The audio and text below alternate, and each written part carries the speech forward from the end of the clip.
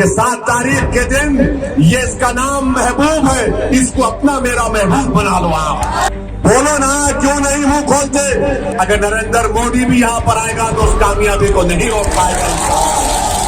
तुम ओवैसी को गाली देकर बीजेपी का डर दिखाकर और हासिल करना चाहते हैं तो अरे तुम झूठे हो। वो ओवैसी आकर भड़काऊ भाषण देकर गया। अरे मैं तुम्हारी बातों को अपनी जूती पर नहीं रखता हूँ।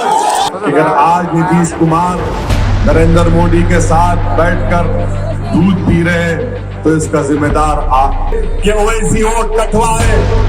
आपने नहीं क्या ऊपर खड़े रहने वाले? आप उठाइए, शर्माते क्यों? आपने बरसों दूसरों को अपना महबूब बनाया। 15 लाख आसाम में हमारे गैर मुस्लिम भाई के नाम नहीं आए और 5 लाख मुसलमान के नाम नहीं आए। हम मोहन भागवत साहब से आरएसएस से कहना चाहते हैं, मोहन भागवत जी, हम कोई छोटे दूध पीते बच्चे नहीं है जो आपकी साजिशों को नहीं समझ सकते। आप याद रखिए, वजीर आजम नरेंद्र मोदी जब इंशाअल्लाह ताला अल्लाह के फजलो करम से पूरे देश में कोरोना खत्म होगा, वैक्सीन निकलेगा, उसके बाद फिर बिहार के रोड पर, भारत के हर रोड पर हम निकलेंगे एनआरसी और एनपीआर के खिलाफ इंशाअल्लाह ताला। हमारे चैनल को सब्सक्राइब करें, नोटिफिकेशन पाने के लिए बेल आइकॉन प्रेस करें। 5 साल पहले असेंबली के, विधानसभा के चुनाव हुए और गठबंधन के नाम पर पूरे बिहार के और खास तौर से अक़लियतों को राजद ने, जेडीयू ने और कांग्रेस ने झूठ बोलकर धोखा देकर वोट हासिल किया। आप देखते हैं कि अगर आज नीतीश कुमार नरेंद्र मोदी के साथ बैठकर दूध पी रहे हैं तो इसका जिम्मेदार आप। 10 महीने पहले किशनगंज की जनता ने कमरुल हुदा को अपना एमएलए और विधायक बनाकर कामयाब कर दिया और 10 महीने के अंदर कमरुल हुदा ने किशनगंज में 5 करोड़ के डेवलपमेंट के काम करवाए जो मुकम्मल हो चुके हैं। 7 करोड़ के काम अभी जेरे दौरान है। आप बताइए, ये 10 महीने में अगर एक मंजलिस का एमएलए काम करेगा, अगर महबूब आलम साहब को आप यहाँ पर कामयाब करेंगे तो इंशाअल्लाह ताला जिस तरह कमरुल हुदा साहब ने किशनगंज में काम किया उससे ज्यादा और उससे बेहतर काम इंशाअल्लाह ताला ठाकुरगंज में किया जाएगा। मैं आपसे अपील कर रहा हूँ कि बेखौफ होकर वोट दीजिए। जो हम पर इल्जाम लगाते थे कि ओवैसी वोट कटवाए, अरे बताओ मुझ पर इल्जाम लगाने वालों, सुनो, तुम कितने इल्जाम लगाते लगा लो, मुझे इसकी फिक्र नहीं है क्योंकि मेरा ईमान ये है कि इज्जत देने वाला अल्लाह है। कोई दुनिया की ताकत मुझे इज्जत या बेइज्जत नहीं कर सकती। अगर मेरे मुकद्दर में, अगर मेरी जमात के मुकद्दर में, महबूब आलम के मुकद्दर में रब्बे कायनात ने ठाकुरगंज से कामयाबी लिख दी है, अगर नरेंद्र मोदी भी यहाँ पर आएगा तो उस कामयाबी को नहीं रोक पाएगा इंशाअल्लाह। हम पर इल्जाम लगाते थे वोट काटने का, मगर मैं उनसे सवाल कर रहा हूं आपके दरमियान में खड़े होकर, पार्लियामेंट का जब चुनाव हुआ तो बिहार में 40 लोकसभा की सीट है।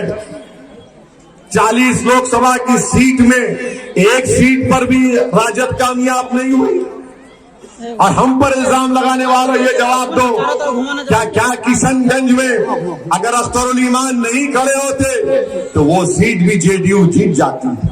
अख्तरुल ईमान को आपने वोट दिया, 3 लाख वोट अख्तरुल ईमान साहब को मिले, 325 जेडीयू को मिले, 3.5 लाख कांग्रेस के प्रत्याशी को मिले।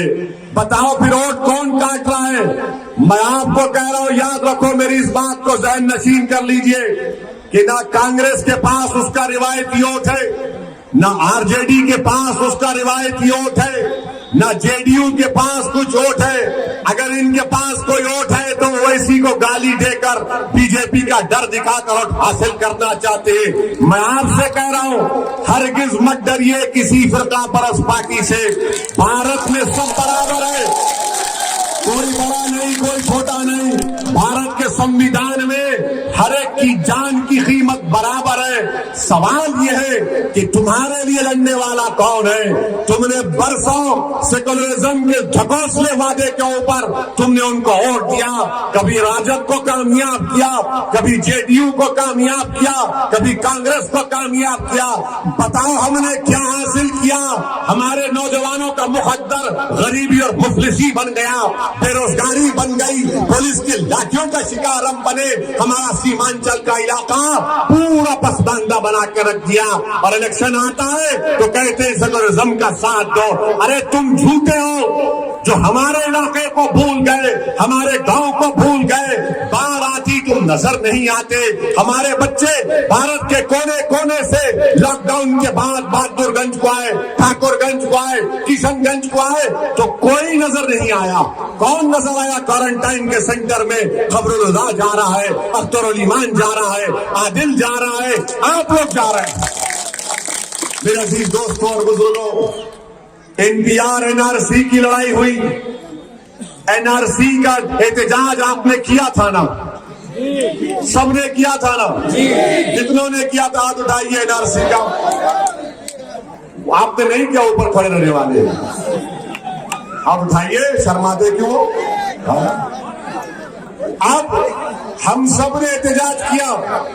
अब राजद कांग्रेस वाले मुझको बोल रहे हैं कि ओवैसी बिहार के चुनाव में एनआरसी का मुद्दा क्यों उठाता है? अरे इसलिए मुद्दा उठाता है कि हमारे लिए हमारी जिंदगी और मौत का मसला है। वो तुम्हारे लिए नहीं है, हमारे लिए है। क्योंकि भारत की तारीख में CAA एक ऐसा काला कानून है जो मजहब की बुनियाद पर बनाया गया, और अगर CAA एनआरसी को इस्तेमाल किया जाएगा तो जिस तरह आसाम में सुप्रीम कोर्ट ने एनआरसी किया तो वहां पर 20 लोग के नाम नहीं आए, 15 लाख आसाम में हमारे गैर मुस्लिम भाई के नाम नहीं आए, और 5 लाख मुसलमान के नाम नहीं आए। पूछो ये कांग्रेस वालों से, राजद वालों से, ये जो सेकुलरिज्म का हम पर इल्जाम लगाते हैं कि हम फिरका परस्त हैं, क्यों नहीं तुम मुंह खोलते उस बारे में? बोलो ना, क्यों नहीं मुंह खोलते? इसलिए नहीं खोलते क्योंकि उनको डर है अगर हम एनआरसी के बारे में बात करेंगे तो हमारा वोटर भाग जाएगा। अरे तुम्हारा वोटर भाग जाएगा अलग बात है, हमको हमारे घर से ही भगाने की कोई बात कर रहा है, तुम नहीं बोलेंगे? हम नहीं बोलेंगे क्या? मेरे अजीज दोस्तों और बुजुर्गों, इसीलिए आरएसएस के मोहन भागवत ने बयान दिया कि मुसलमानों को गलत बावर कराया गया और CAA एनआरसी को मुसलमानों को भड़काया गया। हम मोहन भागवत साहब से, आरएसएस से कहना चाहते हैं, मोहन भागवत जी, हम कोई छोटे दूध पीते बच्चे नहीं है जो आपकी साजिशों को नहीं समझ सकते। अब वो गया जमाना है कि दिल फरेब और झूठी बातें कहकर हमको ढकोसले वादे कर हमको खामोश करने का। अब हम खामोश नहीं बैठेंगे। भारत की जमहूरियत में बाबा साहेब अम्बेडकर का बना हुआ संविधान हर भारतीय को ये इख्तियार देता है कि वो ऐसे कवानीन के खिलाफ एहतजाज करे। आप याद रखिए, वजीर आजम नरेंद्र मोदी जब इंशाअल्लाह ताला अल्लाह के फजलो करम से पूरे देश में कोरोना खत्म होगा, वैक्सीन निकलेगा, उसके बाद फिर बिहार के रोड पर, भारत के हर रोड पर हम निकलेंगे एनआरसी और एनपीआर के खिलाफ इंशाअल्लाह ताला। आप निकलेंगे ना मेरे भाई? आप निकलेंगे ना हमारे साथ? ये पैगाम देना जरूरी है। हाँ, मैं जानता हूं कि मेरी आज की इस तकरीर के बाद एनपीआर एनआरसी के नाम पर राजद, कांग्रेस, ये सब लोग बोलेंगे देखो ओवैसी आकर भड़काऊ भाषण देकर गया। अरे मैं तुम्हारी बातों को अपनी जूती पर नहीं रखता हूं। अल्लाह मुझे जब तक जिंदा रखेगा, जब तक जिंदगी में मुझसे वफा करती रहेगी, इंशाअल्लाह ताला मैं कोशिश करता रहूंगा कि अल्लाह को राजी करो और सच्चाई को बयान करता रहूं। यही मेरी जिंदगी का मकसद है। हम ये कहकर आपसे इजाजत चाहते हैं कि 7 तारीख के दिन ये इसका नाम महबूब है, इसको अपना मेरा महबूब बना लो। आप ये आपका महबूब है। आपने बरसों दूसरों को अपना महबूब बनाया, इसको अपना महबूब बना लो। ये आपके दिलों को जीत लेगा, मेहनत करेगा, जुस्तजू करेगा, और जब बिहार की विधानसभा में जाएगा तो महबूब से हम कहेंगे कि मेरे महबूब जब वक्त का चीफ मिनिस्टर बैठेगा तो ये हमारा भाई वक्त के मुख्यमंत्री के आंख में आंख डालकर नजरें नहीं झुकाएगा, ना गर्दन झुकाएगा, बल्कि पूरी इज्जत के साथ अपना सीना तान कर ठाकुरगंज की जनता के इंसाफ का मुतालबा करेगा।